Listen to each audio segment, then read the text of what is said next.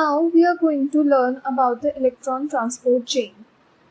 So, electron transport chain is a method by which ATP is produced. In the electron transport chain, there is transfer of electrons through various complexes which releases energy, and that energy is stored in the form of ATP. So, in the production of ATP, there are two methods. First of all, first method is the oxidative phosphorylation. The oxidative phosphorylation, and the other method is substrate level phosphorylation.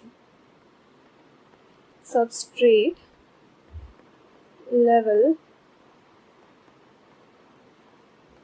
phosphorylation.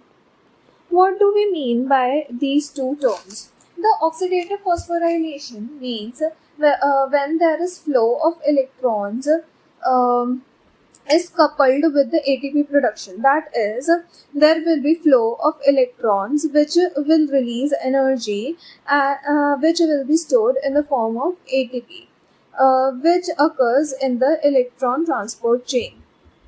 Okay, and what do we mean by the substrate level phosphorylation? In the substrate level phosphorylation, the ATP is produced from the substrate itself. We don't have to produce the electrons for it. It will be produced automatically from the substrate. Okay, the substrate level phosphorylation. As you remember, we discussed in the TCA cycle that there are four oxidative phosphorylation, in which three of which NADH is produced, and in one FADH is being produced. And there was one substrate level phosphorylation in which GTP was produced, from which ATP was being produced. So in the oxidative phosphorylation, there are kind of two substrates, so the NADH and the FAD. The NADH and the FAD. There, here. NADH and the FAD. NADH produces in total 2.5 ATPs and FAD produces 1.5 ATP. And now we will see that how this happens. Okay. So first of all, electron transport chain takes place on the inner mitochondrial membrane. Okay, on the inner mitochondrial membrane, all the substrates which are being utilized in the electron transport chain roll between the matrix and the inner intermitochondrial space. Okay, so if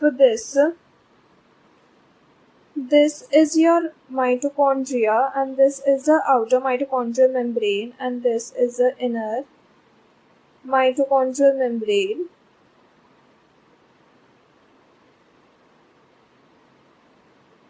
This is the inner mitochondrial membrane. This is one is outer. So inner. So this is the intermembranous space, and this is the matrix.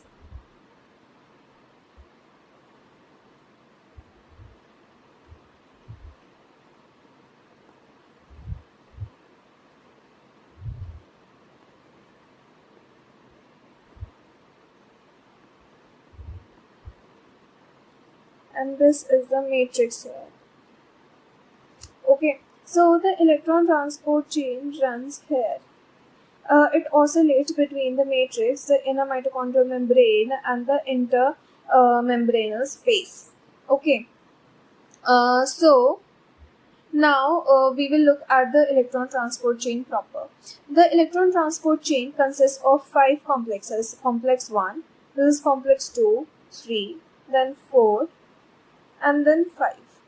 Okay, the complex 1 contains the NADH, which is being converted into NAD+.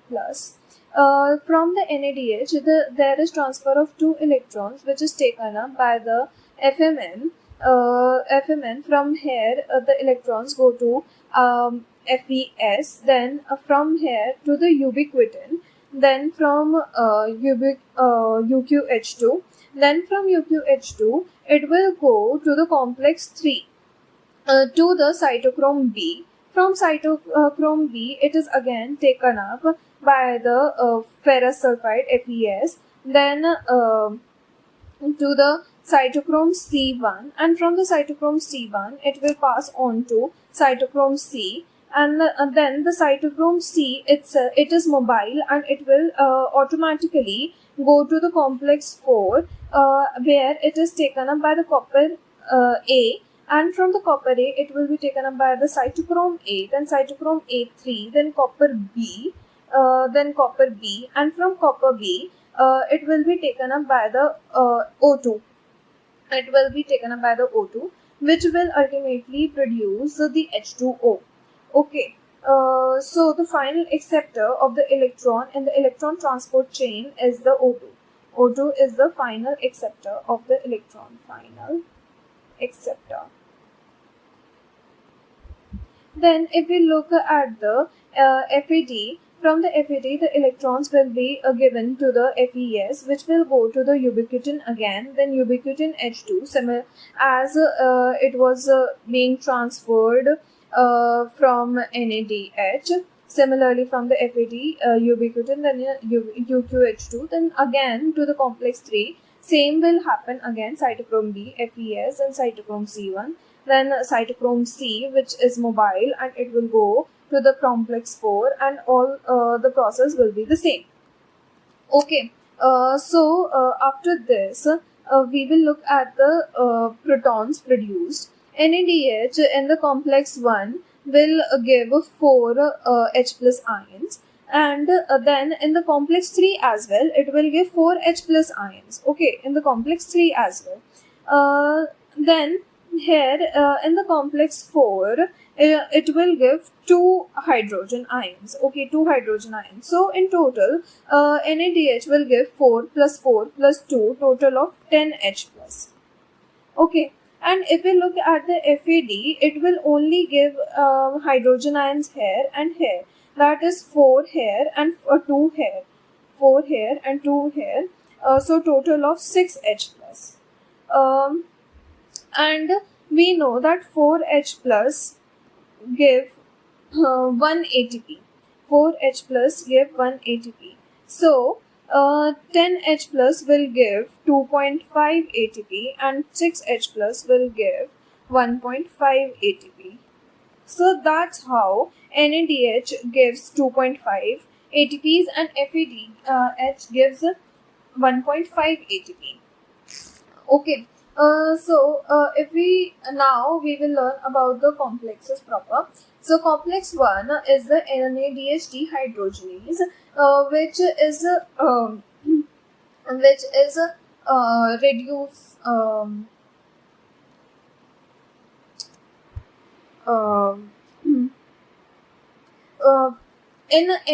in complex 1, NADH is giving NAD plus from the by using NADH dehydrogenase. This complex is also known as NADH coenzyme Q oxidoreductase complex.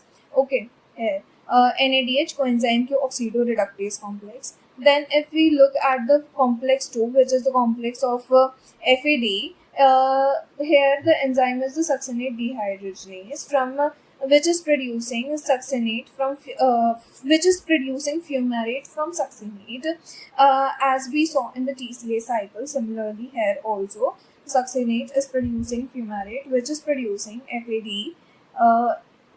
And this complex is also known as succinate coenzyme Q oxidoreductase complex.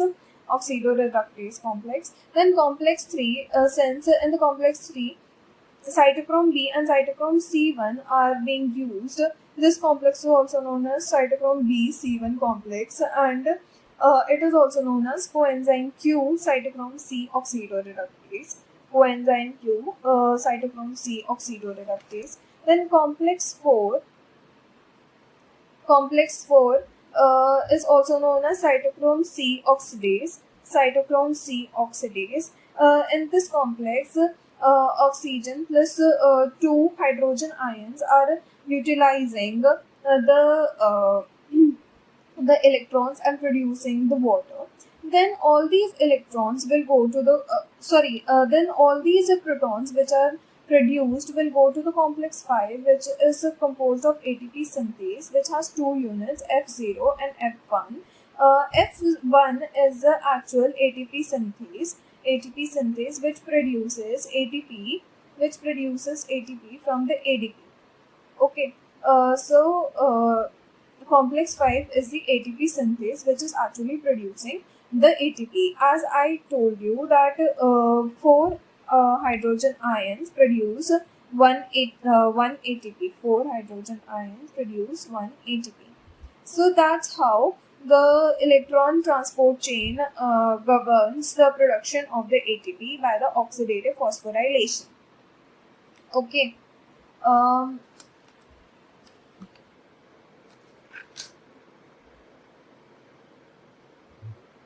This is all about the electron transport chain. Thank you.